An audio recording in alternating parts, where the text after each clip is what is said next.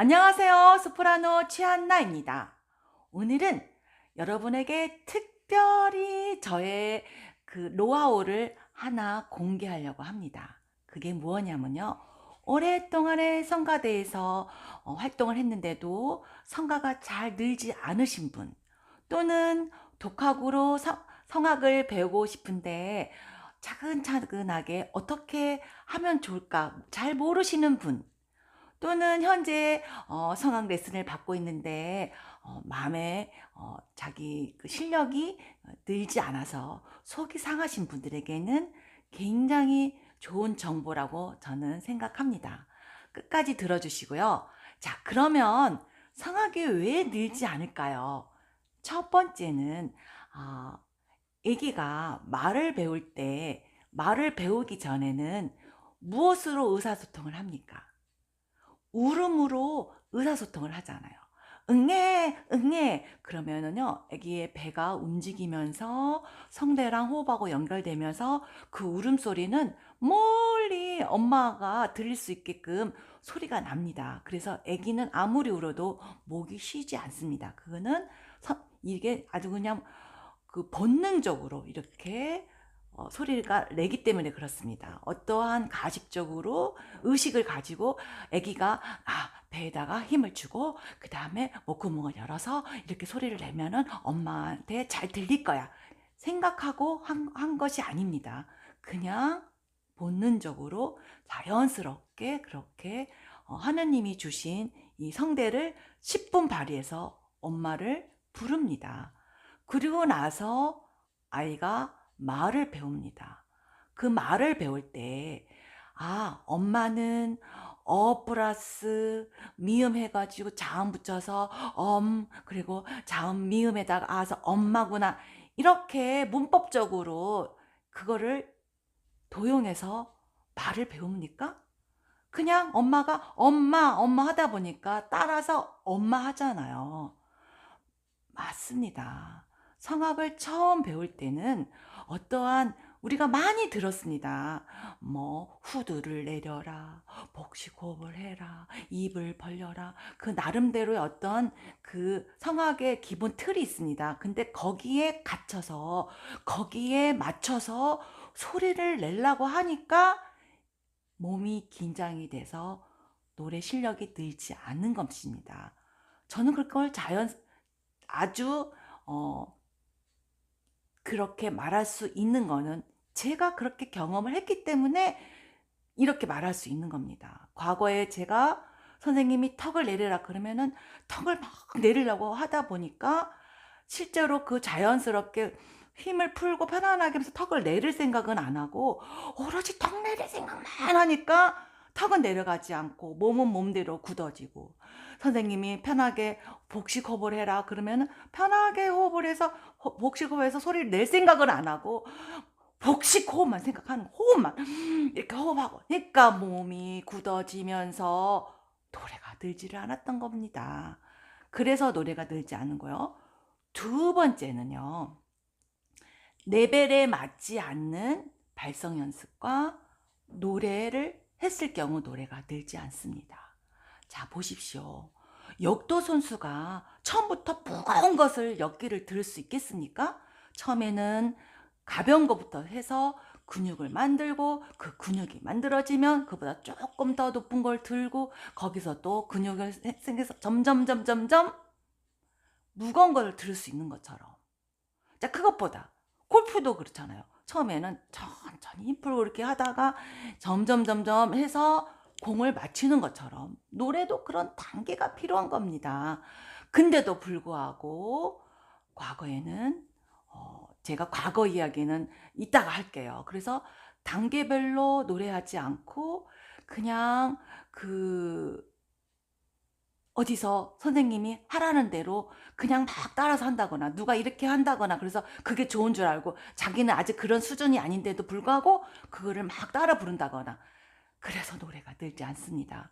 그래서 저의 노하우를 이렇게 모아서 만든 것이 제가 왕초보를 위한 발성법을 제가 단계별로 영상을 만들어서 올렸던 것입니다.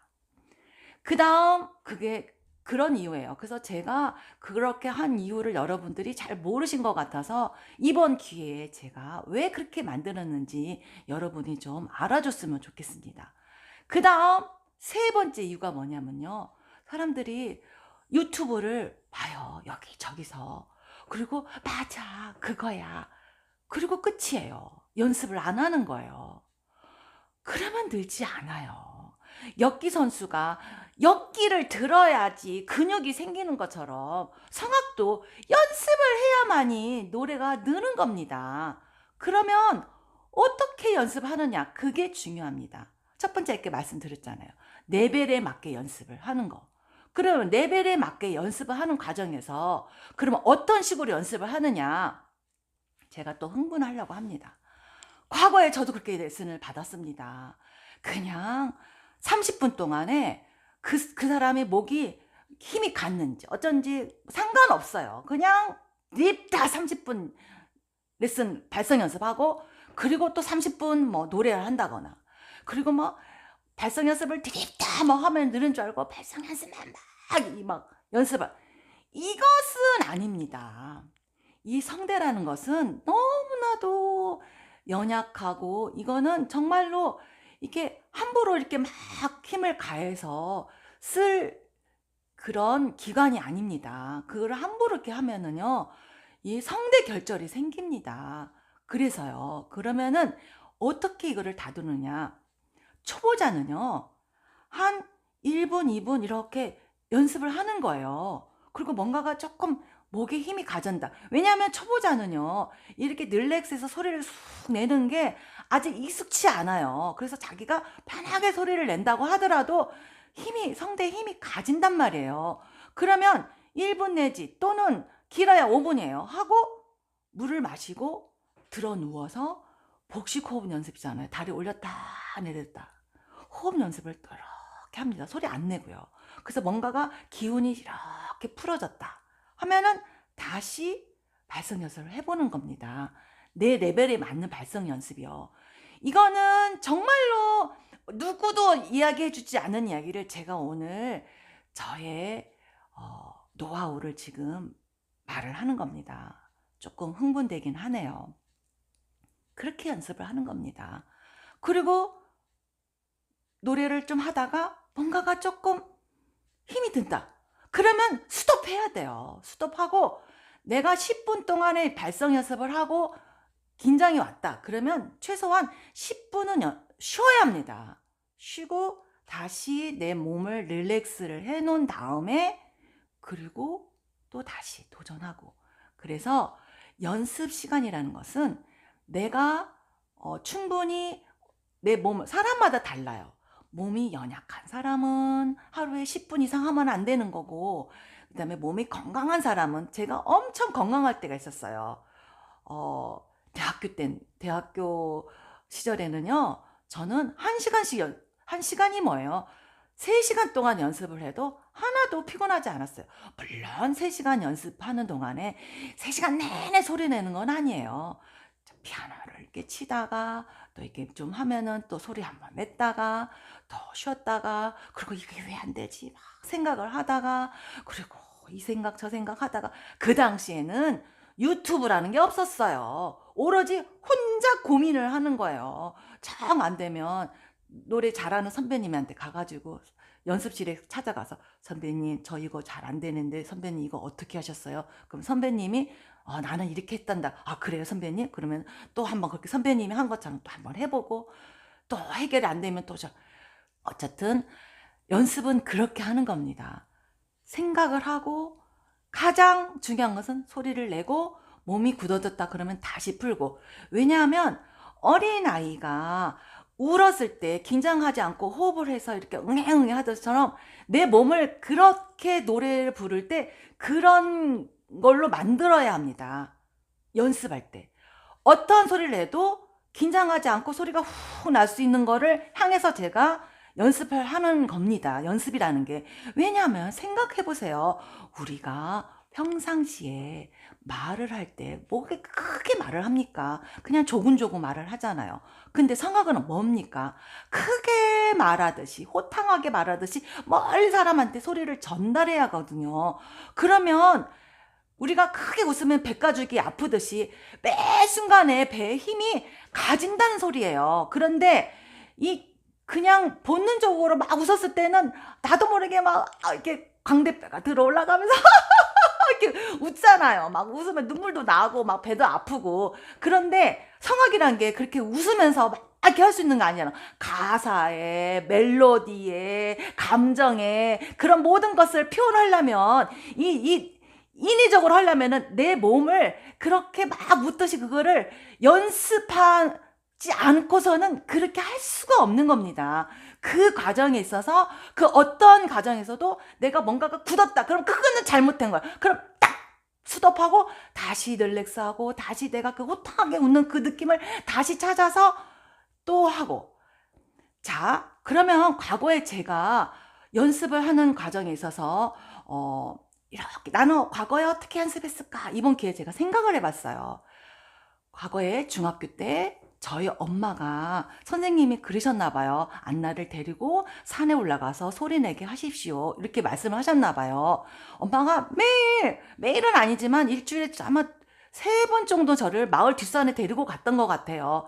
그러면요, 등산을 하게 되잖아요. 그러면 자연스럽게 하체 운동이 되고요. 그리고 산에 올라가면은 호흡이 이렇게 자동적으로 복식 호흡이 되잖아요. 나도 모르게. 그리고 산에 올라가면 기분이 좋잖아요. 등산을 올라가니까. 그 상태에서 선생님이 야호 하듯이 소리를 내라고 했거든요. 그러면 제가 야호 그렇게 낸단 말이에요. 그러면 사람들이 옆에서 막 봐요. 그런데 사람들이 보든 말든 저는 그게 부끄럽지 않았어. 제가 야호 하잖아요. 그럼 사람들이 소리 크네, 기특하네, 막 그런 거예요. 그러면은 기운이 막 나는 거예요. 그러니까 제가 선천적으로 뭐랄까 남 앞에서 뭐 이렇게 하는 거를 칭찬받는 거를 좋아했었나 봐요. 그러니까 부끄러움 없이 저는 막 그렇게 했어요. 그 다음에 또 저는요 기분이 좋을 때 목욕탕 있잖아요. 제 친구네 집이 그 시골에서 목욕탕 집이었어요. 그래서 저는 그 집에 아침 일찍에 목욕탕에 가는 거예요. 그럼 사람이 아무도 없어요. 그 목욕탕에 가면은 몸이 얼마나 나긋나긋하니 좋잖아요. 그러면은 저는 거기서 노래를 막 하는 거예요. 그럼 목욕탕에 막 울리면서 소리가 막 나잖아요. 그때 그 느껴지는 그 느낌, 잊을 수가 없어요. 그래서 그 릴렉스 되는 그 제가 일부러 찾은 건 아닌데 그 깨끗한 물에서 목욕하고 싶어가지고 일찍 가서 하다 보니까 그렇게 해서 했던 게 그게 굉장히 도움이 돼서 저는 지금도 뿐만 아니라 이렇게 목욕을 할 때 항상 집에서 소리를 내요. 이렇게 소리를. 그게 굉장히 도움이 돼요. 그 다음에 저는 또 학교 다닐 때 어떤 연습을 또 했냐면요. 제가 별말을 다 하네요. 음악실에서요. 아무도 없는 음악실에서 제가 연습을 하는 거예요. 근데 언제 연습을 하냐면요. 여우 같은 학생이었던 것 같아요. 애들이 이렇게 이제 하굣길이 있잖아요. 집에 가는 그 시간에 맞춰서요. 음악실에 올라가는 거예요. 그리고 발성 연습을 하면서 소리를 크게 이렇게 내면서 창밖을 보는 거예요. 그러면요. 지나가던 그 하굣길에 있는 친구들이 고개를 싹 돌려서 음악실 창문을 바라보는 거예요. 어제 소리가 크게 나니까. 그러면요. 저는 또 너무 기분이 좋은 거예요.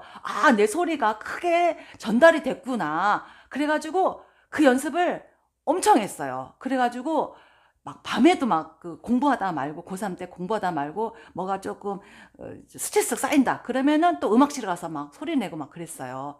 그래서 동네에서 이렇게 투서가 들어온 거예요. 너무 시끄럽다고.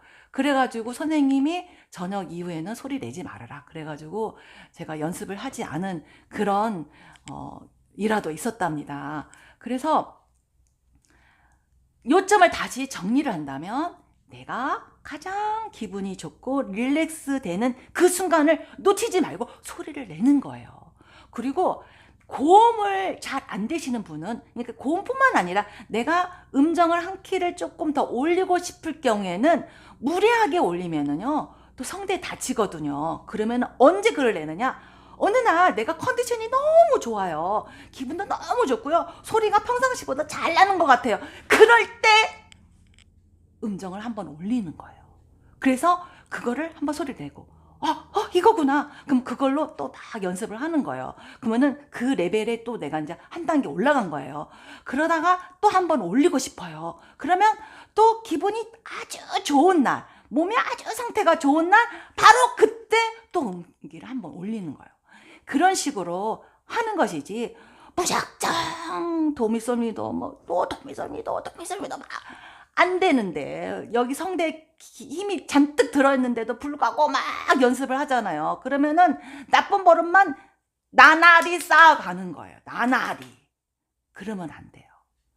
비록 음정이 낮더라도 정말 아기가 응애 해서 호흡으로 실어서 소리를 내는 것처럼 내 소리가 호흡을 실어서 이렇게 편안하게 나는 거, 그것이 우선이고, 그렇게 이렇게 조금씩 해서 시간이 필요한 거예요. 어린아이가 걸음걸이를 배울 때는 최소한 1년 걸리잖아요. 물론 빠른 애는 돌 되기 전에 걷기도 하지만 보통 돌 이후에는 다 걷잖아요. 성악도 마찬가지예요. 금방 소리가 좋아지진 않아. 물론 선천적으로 노래를 잘 하시는 분이 있어요. 그분들은요, 이미 그 호탕하고 그다음에 소리 내는 그 근육이 그냥 연결이 되면서, 그분들은 내가 왜 소리가 이렇게 잘 내는지도 몰라요. 그냥 절로 나요. 그리고 막 그림 잘 그리신 분들 있잖아요. 어디서 학원 안 다닌데도 그분들은 타고났어요. 막 그림이 쑥쑥쑥 그려지는 그런 천재가 있는 것처럼 성악도 그런 천재적인 소리를 가진 사람들이 있다고요. 저 같은 경우에는 천재적인 것 같지는 않고, 저는 음색이 좀 다른 사람보다 굉장히 좋은 음색을 가지고 있다고 저는 생각을 해요. 최근에서야. 과거에는 저는 제 음색이 너무 싫었거든요. 왜 나는 조수미처럼 맑고 투명하지 않을까? 그게 불만이었거든요. 그런데 어, 제 목소리는 나름대로 서정적이고, 또 이게 좀 나름대로의 그 음색이 갈라가 있더라고요. 제가 그 이태리에 갔을 때 이태리 사람들이 제 목소리를 너무너무 좋아해요. 나는 내 목소리가 그렇게 멋진 목소리인지 몰랐어요. 그런데 제 목소리가 괜찮더라고요. 제가 제 자랑을 조금 해서 좀 민망하긴 하네요. 그래서 사람마다 음색이 다 달라요. 그거에 대해서 불만을 갖지 마시고요. 내 음색에 맞는 그런 노래를 찾아서 부르면 되는 거예요. 저는 죽었다 깨어나도 조수미 씨의 밤의 여왕을 부를 수가 없답니다. 그분은 가볍고 콜로라처 목소리고, 저는 그런 목소리가 아니기 때문에 할 수 없어요. 그래서 저는 저에 맞는 목소리를 찾아서 노래를 부르니까 훨씬 자신감이 있고, 더 제가 저의 감정을 잘 표현할 수 있는 것 같습니다. 물론 세계적인 마리아 칼라스는 모든 장르를 다 부르는 사람이에요. 그러니까 대가죠. 그분은 메조 소프라노 노래도 부르고 이것저것 다 부르는 정말 대단한 소프라노예요. 저는 그래서 마리아 칼라스를 너무너무 사랑하고요. 그리고 마리아 칼라스 때문에 제가 성악을 했던 사람이기 때문에 저는 마리아 칼라스를 생각하면 지금도 막 가슴이 울렁울렁거리고 너무 좋아요. 여러분도 여러분이 좋아하는 성악가 한 사람이 분명히 있을 거예요. 그래서 그분의 소리를 자주 듣는 것도 굉장히 도움이 돼요. 어린아이가 주위에서 엄마 해서 듣고 엄마를 하는 것처럼, 내가 좋아하는 성악가 소리를 자꾸 듣고 생각하고 막 이렇게 하다 보면은 나도 모르게 어느새 그런 소리가 내는 그런 실력 있는 이런 성악가가 되지 않을까, 저는 이렇게 생각합니다. 오늘 이 영상이 여러분에게 정말로 큰 도움이 되었으면 좋겠습니다. 제가 겪었던 과거 이야기도 하다 보니까 옛날 생각도 나고요. 그리고 고마운 엄마가 이렇게 과거 물론 고맙다는 엄마라고 생각을 했었지만 오늘은 더 특별히 저희 엄마가 너무 고마워서 이따가 전화 한번 드려야 할 것 같아요. "엄마 고맙습니다."라고요. 그러면 오늘 이 시간에 여러분이 저의 영상을 잘 들으셨다면 이제 저는 다음에 여러분에게 봄이면 한 번쯤 부르고 싶은 목련화를 여러분에게 함께 나누도록 하겠습니다. 그때까지 여러분 건강하시고 행복하세요. 안녕히 계십시오.